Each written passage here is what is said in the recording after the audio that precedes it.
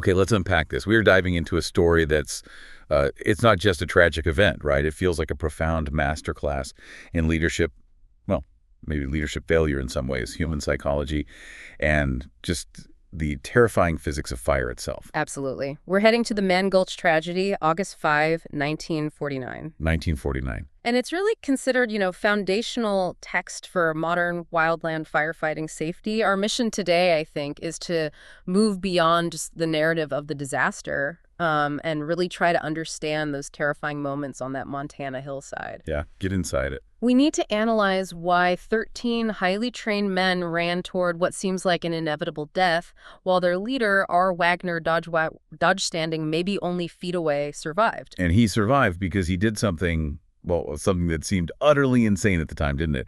He executed this life-saving command that just looked like madness. Exactly. It defied every instinct. So let's jump right into the middle of it, into those final desperate moments. Picture this scene for us. Mann Gulch, Montana. It's late afternoon, the air is thick, it's boiling hot, nearing 100 degrees Fahrenheit. Yeah, 97 degrees. And you've got 16 men, these elite U.S. Forest Service smoke jumpers, just scrambling for their lives. And scrambling is the right word. They're clawing their way up this slope. Yeah. The sources describe it as a 76% grade. Which is hard to even visualize, honestly. You have to imagine trying to run, not walk, run straight up a steep A-frame roof. Right. This isn't hiking. It's scrambling. It's demanding maximum oxygen in air that's already thin, already toxic with smoke. They're running, but their bodies are just... they're failing them from exhaustion, the heat, pure terror. And behind them, it's not just a forest fire. It's described almost like an entity, a 30-foot wall of flame. Yeah, the main body of the blowup. And the sound, not like a campfire. It's roaring like a freight train and a jet engine combined right behind you. Communication. Impossible. And the speed, that's the critical factor here, isn't it? This fire is moving at over 600 feet per minute. 600 feet. So for you listening, picture 2 football fields. End to end. The fire covers that distance every single minute. Uphill. Uphill. Faster than any human being, I don't care how fit you are, can possibly run uphill for any length of time. They're caught. They know it. Yeah. Instinctually, rationally, they know it. They have maybe less than 2 minutes before it engulfs them. Seconds, really. And this is the moment. The paradox. The foreman, Wag Dodge. He stops running. Stops, turns his back on the escape bridge, the only way out they thought they had, pulls out a matchbook, strikes a match. And sets fire to the grass, the dry grass in front of him, creating a new fire. A smaller, controlled blaze, yeah. And he's screaming into this deafening roar. He was a soft-spoken man, apparently, trying to yell over an apocalypse. Up this way, step into my fire. But they run right past him, every single one, except 2 who find another way. They choose the known path. The futile path of running over this unknown, incomprehensible salvation through flame. And that right there, that's the central question for us today. This incident, it offers this profound, painful lesson. How do humans behave when that deep, ingrained instinct, run from danger, run from heat, clashes violently with an act of just, radical, life-saving genius? Why did the most elite crew in the Forest Service, supposedly, fail that test, the test of trust, the test of imagination? Okay, so let's start with who these men were, because their identity, it's essential to understanding why things collapsed the way they did. They weren't just random laborers pulled off the street. No, they were the U.S. Forest Service's paratroopers, the Smokejumpers. And this program, it was extremely new, right? Only about a decade old in '49. Yeah, barely. And its mission was almost revolutionary for the time. The whole idea was, hit fires when they're small, drop these small self-sufficient teams into remote wilderness where a ground crew might take days to get there. They were marketed as these modern adventurers, highly trained, and critically, as you said, they had this perfect safety record, 10 years, never lost a man to fire. Right. Which certainly must have contributed to this this air of invincibility, maybe. A confidence that maybe bordered on overconfidence given the unknowns of fire behavior back then. But here's a key thing. While the unit was elite, the crew itself, they were incredibly young, weren't they? Extremely young. You have to remember the context.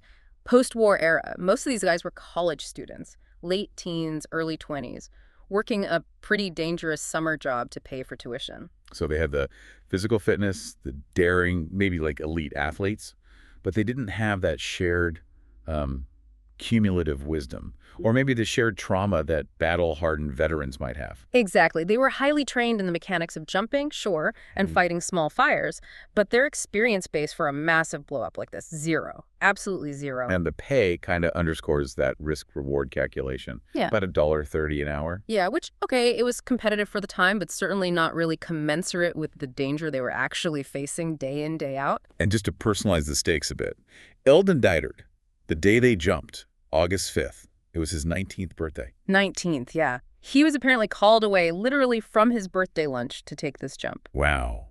And the sources really highlight that for many of these young men, this was their very first real fire jump. Right, so think about that. They're a collection of highly skilled individuals, yes, but they're almost entirely strangers to each other, thrown together for this one mission. Okay, now let's look at the leader.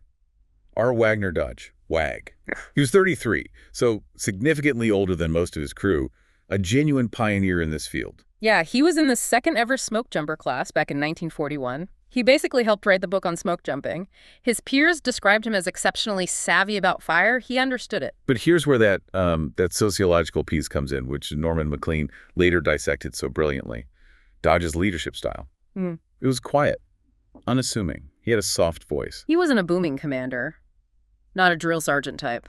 And this detail, as MacLean emphasized, it became this profound liability, didn't it? Dodge was a leader you had to want to listen to. You had to lean in when things were quiet, rational. But when the world turns into just primal chaos and communication is destroyed by the roar of a firestorm, you need that immediate, booming, unquestionable command. Dodge's quiet authority, effective in normal times, just wasn't enough to cut through the panic and the noise. Okay, so the initial assessment of the fire itself. This seems to be where the whole chain reaction really begins. The lightning sparked this fire in Mann Gulch, and from the air, it looked simple. Deceptively simple. That's the phrase used again and again. They estimated it as a Class C fire, maybe 60 acres max. So to this confident elite team, it looked like a routine mop-up job. Yeah, exactly. They thought they'd have it contained by 10 a.m. the next morning, be home for breakfast, easy peasy. But the danger was invisible. They saw a small, manageable fire, but they were flying directly into this volatile geographical environment, this trap, just waiting for the perfect wind shift. And trouble started almost immediately, even before they hit the ground. The C-47 transport plane, it hit violently turbulent air over the gulch. Right. So rough. One man, he wasn't even officially on the crew list yet, I think, got so airsick he refused to jump. Flat out refused. And that decision, born of just gut-wrenching nausea, saved his life. He resigned the moment the plane landed safely somewhere else, never fought another fire. Wow. And that turbulence, it caused the critical first failure on the ground, didn't it? Yeah. Disorganization, injury. Yeah, the pilot had to take them higher because of the turbulence, which scattered the jumpers across the rocky terrain. They didn't land as a tight, cohesive unit. And Dodge himself landed hard, injured his elbow. Right. So the team is physically separated, already shaken up, dealing with minor injuries before they even start the hike to the fire line. Not a great start. And then came the truly fatal piece of bad luck, the lost lifeline. Oh, the radio. Yeah. Yeah. The cargo chute carrying their only radio, it just failed to open properly. Stream. And that heavy box just smashed into pieces on the rocks below. Total loss.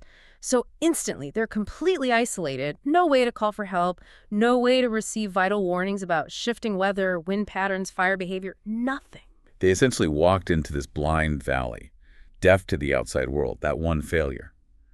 It removed any chance of getting external intel that might have warned Dodge about the blow-up that was brewing. So eventually, the team gathers, somewhat scattered, and Dodge meets the 16th person who's already on the ground. Jim Harrison. He was a 20-year-old local fire guard. Right, and Harrison had been fighting this blaze alone for hours. Yeah, and there's another tragic little detail about Harrison. He actually used to be a smoke jumper himself. Oh, really? Yeah, but his mother had begged him to quit, thought it was too dangerous, so he'd switched to the, relatively safer role of fire guard on the ground. Wow. Talk about irony. So despite the fire looking kind of calm initially, Dodge's veteran instincts are kicking in. He feels something's wrong. He does. But to really understand the tragedy, we have to spend some serious time on the landscape physics here. Because the canyon itself, that was the trap. Okay, break that down for us. Absolutely. The geography was it was tailor-made for disaster.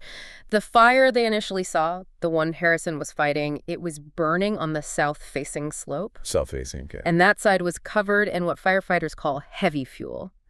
Dense ponderosa pine. Douglas fir.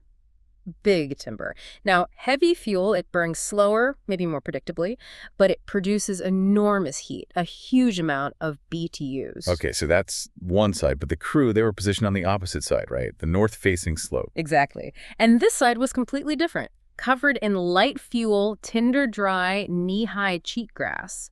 It's an invasive species, dries out completely in the summer heat. And cheatgrass, that's the dangerous stuff. Incredibly explosive. That's the scientific difference. It's Right. dry, it's fine, it's got a huge surface area to volume ratio. It's just primed to ignite almost instantaneously and burn incredibly intensely once it gets heated or preheated by the main fire embers. So Dodge, the veteran, he understood this implication. Oh, absolutely. He knew the terrifying possibility. He recognized that if the intense heat building up on that south slope caused a sudden wind shift across the gulch, if embers landed in that light, dry cheatgrass on their side, It wouldn't just spread. it wouldn't be a slow expansion, no. It would be an immediate, radical explosion of flame. He basically identified the mechanism for the blowup before it even happened. So, okay, if he understood that danger and they'd lost their radio lifeline, was his plan, the one that turned out to be fatal, was really the best course of action at that moment? Yeah. His plan was to head down the gulch toward the Missouri River route. It was textbook. It was sound, professional fire strategy based on normal conditions, which is precisely why the failure is so poignant and studied. The Missouri River was supposed to be their perfect safety barrier, their escape hatch. A big, wide river, can't burn. Right. Once they got there, the idea was they could circle around, maybe work along the riverbank, and attack the fire from the heel, its weakest point where it started. Dodge was calculating based on how fire should behave, how it usually behaves. But if he was so savvy about the potential for explosion in this specific narrow gulch, why didn't he maybe establish a secondary escape route, an immediate uphill retreat path? Why bet everything on that one geographical feature, the river, which was clearly downwind if things went bad? That is the million-dollar question, isn't it? The tragic hindsight question. His reliance on the river as the ultimate safety barrier, it assumed a degree of control or maybe predictable fire spread that the specific physics of Mann Gulch just didn't allow for that day. They were operating on the principle that the river itself was the safety zone. Exactly. But the danger wasn't the river burning. The danger was the fuel between them and the river, that explosive cheatgrass. They just couldn't know without a radio warning or better reconnaissance, that the fire had essentially already set the trap. It was just waiting for that one gust of wind to spring it shut. And that wind change arrived with devastating precision.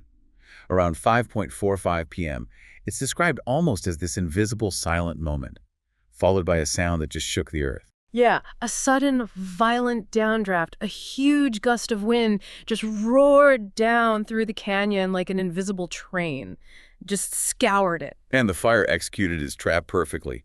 That wind shift carried embers, flaming debris high across the gulch, landing directly in that tinder-dry cheatgrass below the crew. Right between them and the river. Yeah. In a heartbeat, their perfect, logical safety barrier. Gone.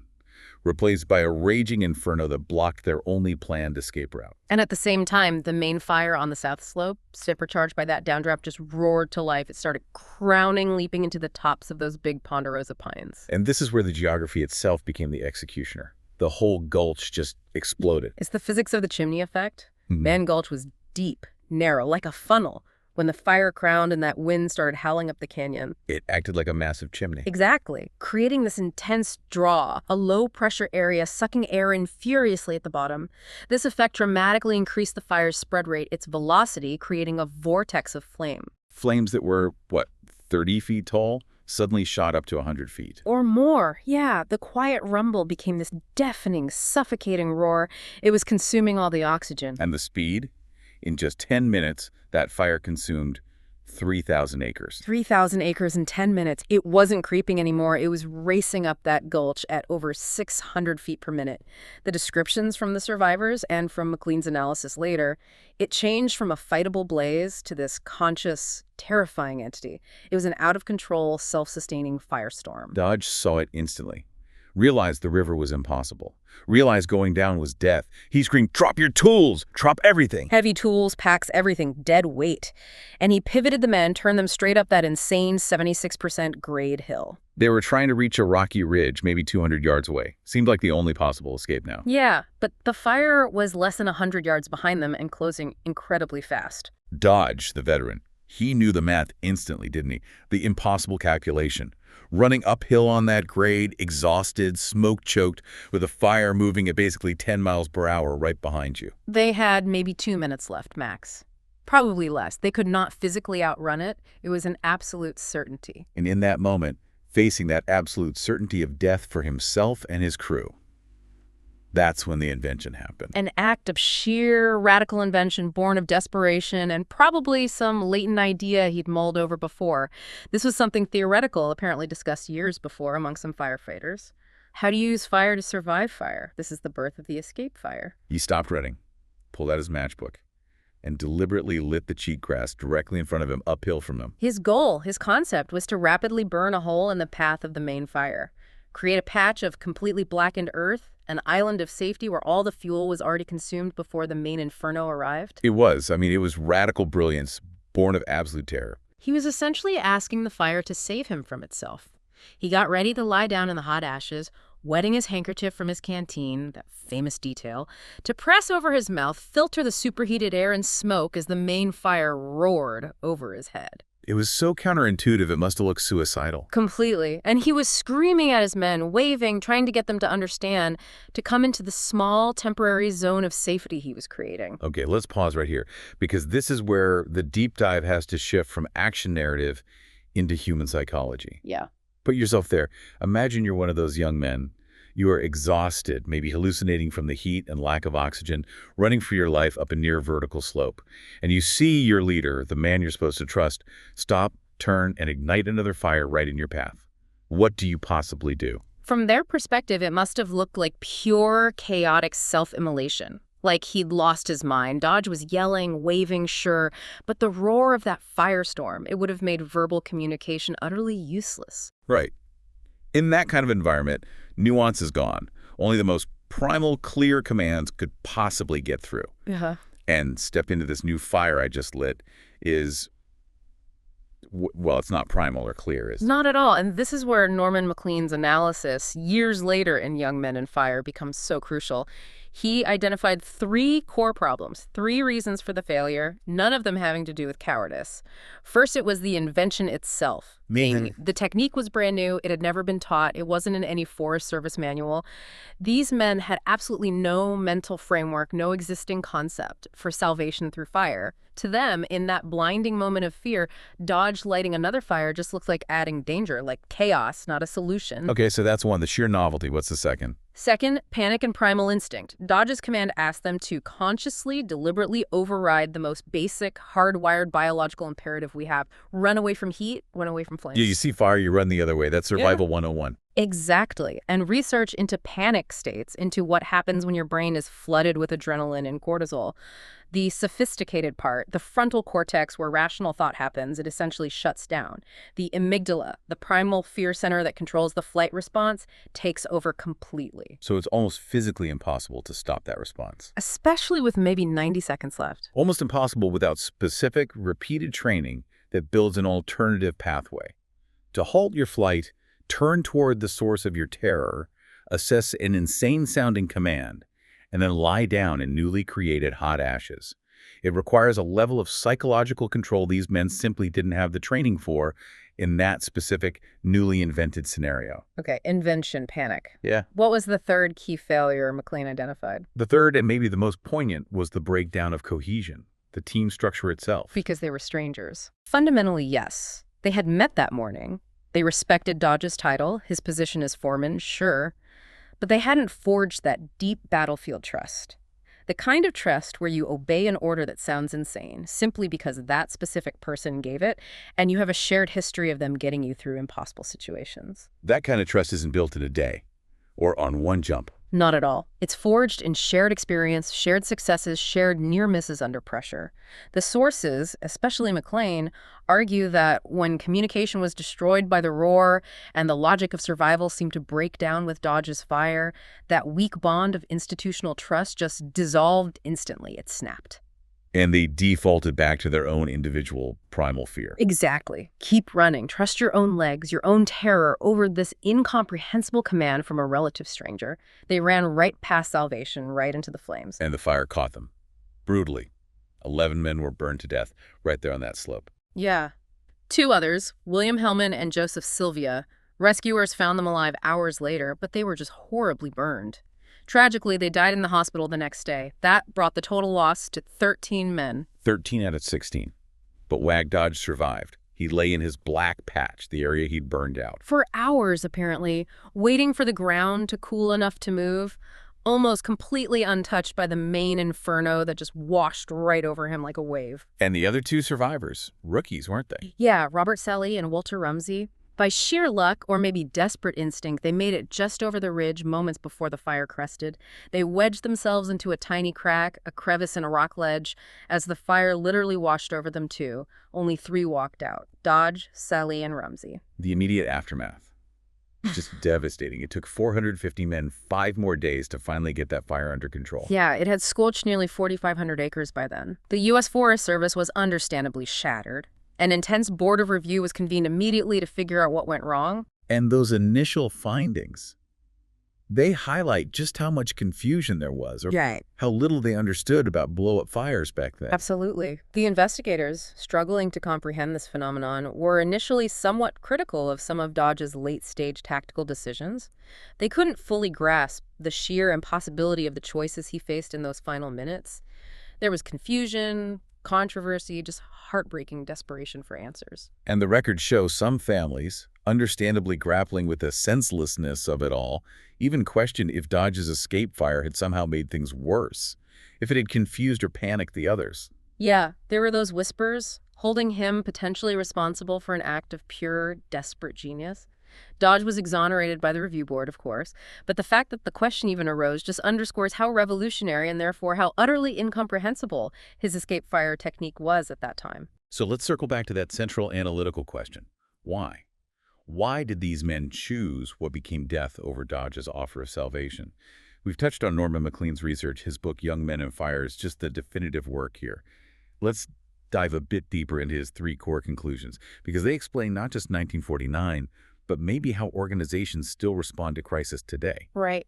McLean spent decades researching this, talking to survivors' families, analyzing reports, and he concluded emphatically this wasn't a failure of character, it wasn't cowardice, it wasn't incompetence in the usual sense.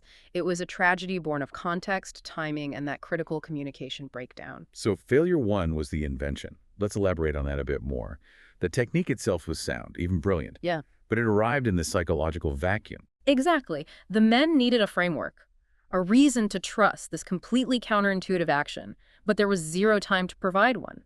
McLean suggests, and it makes sense, that if Dodge had somehow had even 15 seconds, maybe earlier, to explain the physics, look, we're burning the fuel away right here, the main fire can't burn where there's no fuel, they might have understood, they might have obeyed. But it arrived 10 minutes too late for any kind of explanation. In the middle of sheer terror, transforming potential genius into apparent madness. Precisely. Then the second failure, panic and primal instinct. This is maybe the hardest one to overcome, even with all the modern training we have now. Dodge was demanding a conscious, deliberate choice that literally reversed millions of years of mammalian evolution. Stop running towards the thing you fear most. Yes. To stop, process that insane command, override the flood of panic hormones, and then execute a complex action lying down correctly, covering your mouth, all while running for your life up a 76% slope with a 100-foot wall of flame looking at your heels. The physical impossibility just amplified the psychological impossibility. Totally. And then the third failure, the breakdown of cohesion. This tells us something really profound about leadership and trust under extreme duress.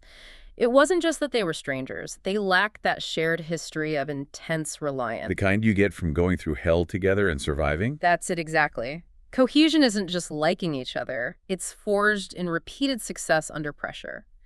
McLean argues, pretty convincingly I think, that if that exact same crew had fought and survived 5 previous blow-ups together under Dodge's command, they would have followed him into that fire without a second thought. Probably, simply because he ordered it and they had the evidence he knew how to survive the unsurvivable. But because that deep forged trust wasn't there, the weak institutional bond just snapped under maximum terror. They reverted to individual primal decision-making. Run. And the human cost of this failure of imagination, really, it was immense. Wag Dodge, he never jumped again, did he? Never jumped again. lived a quiet life, reportedly haunted by the loss, until his death from Hodgkin's disease in 1955. Just 6 years later. 6 years of living with the knowledge that his life-saving invention was rejected by the men he was responsible for. That's heavy. And the survivors. The trauma lasted, didn't it? Oh, yeah. Survivor Bob Sallee, one of the rookies who made it to the rocks, spoke later in life about carrying an emotional dead spot forever after. The sheer scale of the terror, the randomness maybe of who survived, it left psychological scars that never fully healed. But the sacrifice of those 13 men wasn't entirely in vain, was it? It forced a revolution in how we approach wildland firefighting. Absolutely. Their deaths, tragic as they were, forced fire science and safety protocols into the modern era. Things had to change. Okay, let's pinpoint those critical legacies. A legacy one, Dodge's escape fire itself. The very technique that failed to save his crew because they couldn't understand it, it's now mandatory. It's a standard, globally taught survival technique for wildland firefighters. Called a safety fire or burnout now. Yeah. Right? Exactly. Every single wildland firefighter learns precisely how and when to deploy this radical, counterintuitive method that Dodge invented on the fly out of sheer necessity. Okay. Legacy two, the science. Yes. The disaster led directly to the creation of the Missoula Fire Sciences Laboratory in Montana.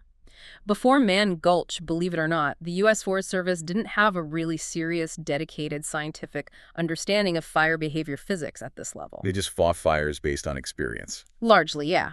That lab was founded specifically to study the terrifying phenomenon of a fire blowup, how topography, fuel load, humidity, sudden wind shifts all combine to create these accelerating killing machines. They shifted from just fighting fires reactively to scientifically understanding their physics proactively. That's huge. And legacy three, the rules. The 10 Standard Firefighting Orders. These are the bedrock, the absolute foundation of safety rules for all wildland firefighting today worldwide.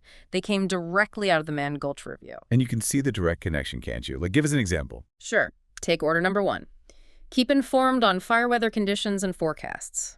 Mann Gulch failed this partly because the lost radio meant they were deaf to the changing conditions. Or order number 5. Base all actions on current and expected behavior of the fire. Dodge's initial plan was based on expected behavior, but the blow-up defied expectations. Precisely. These orders forced firefighters, organizationally, to stop assuming fires would behave predictably and instead demand constant vigilance, constant reassessment, always considering the worst-case scenario based on actual conditions. But the Forest Service itself had to shift focus, didn't it? From just training strong athletes to ensuring genuine crew cohesion, crystal clear communication protocols, and crucially, understanding the psychology of fear and decision-making under extreme stress. They realized physical bravery is basically useless if the mind can't process an inexplicable, counterintuitive command when lives are literally on the line in seconds. So wrapping this up, what does this deep dive into Mann Gulch really reveal to us, to you listening today? I mean, for me, it shows that critical gap between abstract knowledge, knowing a technique exists, and actually being able to apply it under total life or death duress. Yeah. Wag Dodge's escape fire. It was an act of pure genius born of necessity.